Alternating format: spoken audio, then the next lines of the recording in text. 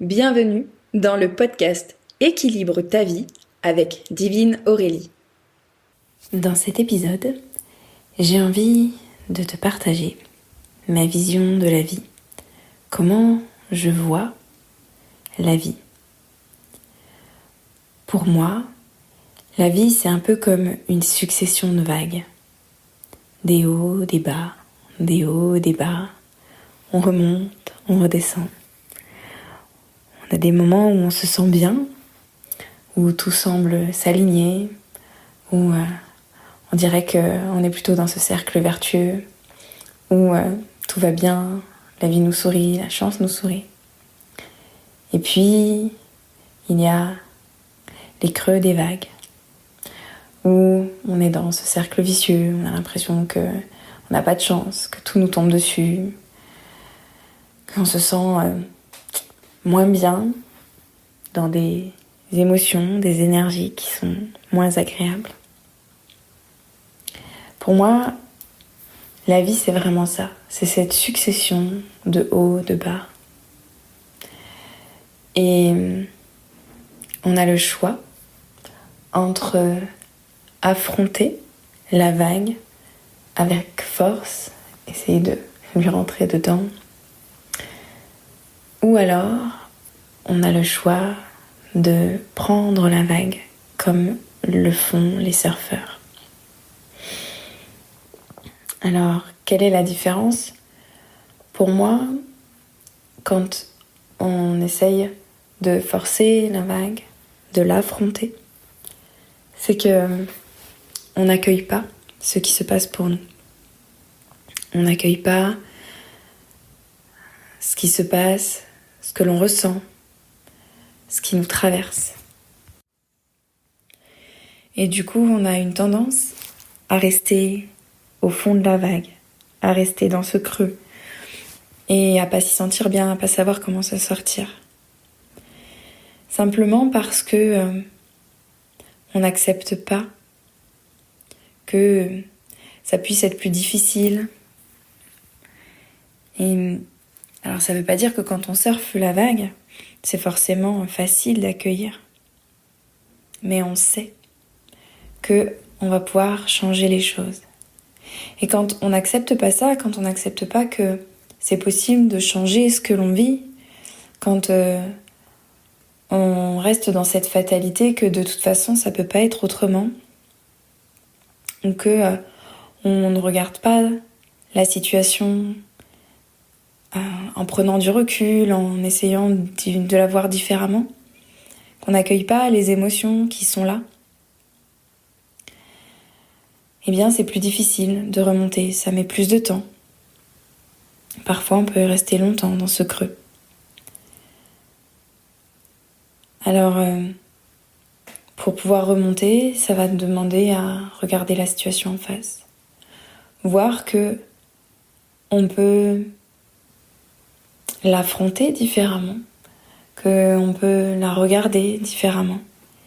Et puis, apprendre à accueillir ses émotions. Les regarder, comprendre les émotions qui nous traversent et justement se laisser traverser par ces émotions. Ne pas les mettre sous le tapis ou les rejeter, comme quand on ravale ses larmes, qu'on ravale sa colère. Je l'ai longtemps fait ça d'ailleurs. Ravaler ma salive. Avoir les larmes qui montent aux yeux et me dire non, non, non. Non, non, je peux pas me laisser traverser par cette tristesse. Je peux pas me laisser traverser par cette colère qui monte. Je la sens qui monte, elle est en moi. Ça fusionne à l'intérieur de moi, ça brûle. Mais je peux pas la laisser sortir, je dois me contenir. Eh bien, en fait, non. On n'est pas obligé. Ça veut pas dire que on doit forcément se mettre en colère après l'autre ou que qu'on doit taper ou qu'on doit crier ou que... En tout cas, pas après quelqu'un. Mais on peut trouver des solutions pour que cette émotion, on puisse la laisser nous traverser. On apprend aux enfants dans la parentalité bienveillante, positive, qu'ils peuvent par exemple taper dans un coussin quand ils sont en colère. On peut leur proposer de gribouiller sur une feuille leur colère, de déchirer une feuille, de mettre les mains contre un mur et de le pousser très très fort pour que on sente que on veut vraiment pousser cette colère, qu'on veut la laisser sortir et on veut pouvoir pousser ce mur. On peut apprendre à se laisser traverser par l'émotion, accueillir les larmes qui ont envie de couler quand on est triste, s'autoriser à prendre ce temps avec soi-même pour juste pleurer tout ce qu'on a là, ou pouvoir écrire tout ce qu'on a sur le cœur, pour pouvoir déverser tout ce qui est là. Ce travail sur nos émotions, il est important. Il est important parce qu'il nous permet de traverser ces vagues. Alors c'est pas la seule chose pour pouvoir traverser les vagues. Apprendre à connaître quels sont ses besoins pour pouvoir y répondre. À connaître ses limites pour sentir quand on les dépasse et quand on a besoin de les repositionner. Connaître un peu plus qui l'on est, le positionnement que l'on a, savoir ce qu'on veut créer dans sa vie. Tout ça peut nous permettre de remonter plus vite au sommet de cette vague. Pour aller en reprendre une nouvelle, bien entendu, parce que, comme je le disais, pour moi, la vie, c'est une succession de vagues. Des hauts, des bas, des hauts, des bas. Et pour moi, plus on apprend à faire ce travail sur soi, à se reconnecter à cette essence en soi, à qui l'on est, à ce qui est important pour nous, à la vie qu'on a envie de mener, qu'on a envie de créer pour nous et pour les autres, eh bien, pour moi, ça permet de pouvoir vraiment surfer sur chacune des vagues sans rester au fond de la vague, sans se noyer, sans couler, simplement en se laissant aller sur cette planche et suivre ces creux qui sont là pour nous. Voilà ce que j'avais envie de te partager aujourd'hui, comment moi, je vois la vie. Et pour moi, la vie, quand elle est belle pour nous, elle n'est pas linéaire, elle n'est pas tout le temps en mode haute vibration, moi je suis tout le temps au-dessus et c'est trop bien, je suis tout le temps au sommet de ma montagne. Non, la vie c'est pas ça. La vie c'est un chemin et un chemin il est forcément sinueux, il a les collines, il a des virages et en fait c'est ok. Et c'est ça qui rend la vie belle, c'est ça qui la rend mouvement. C'est ce qui fait qu'on ne s'ennuie pas.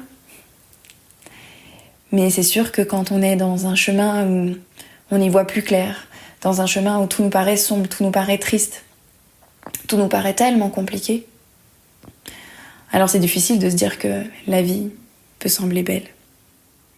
Et c'est en ça que pour moi, aller travailler sur soi, c'est l'essence même pour pouvoir accueillir cette succession de mouvements. Que ce soit des vagues, des virages, des collines, des montagnes, l'image qui te parle. Pour moi, c'est important d'aller travailler sur ça, pour soi, pour se permettre de pouvoir vivre tous ces mouvements de façon plus douce, de pouvoir les accueillir, ces moments où c'est plus compliqué, de savoir s'entourer dans ces moments-là, savoir sur quoi s'appuyer, sur qui s'appuyer, pour pouvoir remonter. Alors, si tout ça, ça te parle, eh bien, je t'invite à penser à t'abonner pour pouvoir entendre tous les prochains épisodes de podcast. Et puis, tu peux aussi venir en discuter avec moi, me partager comment tu vois les choses et si tu as besoin de soutien pour t'aider à traverser ces vagues, eh bien, c'est avec joie qu'on pourra en discuter ensemble. Je te souhaite une belle journée, une belle soirée, selon le moment où tu écouteras cet épisode. Et je te dis à très bientôt pour un nouvel épisode de podcast sur Équilibre ta vie avec Divine Aurélie.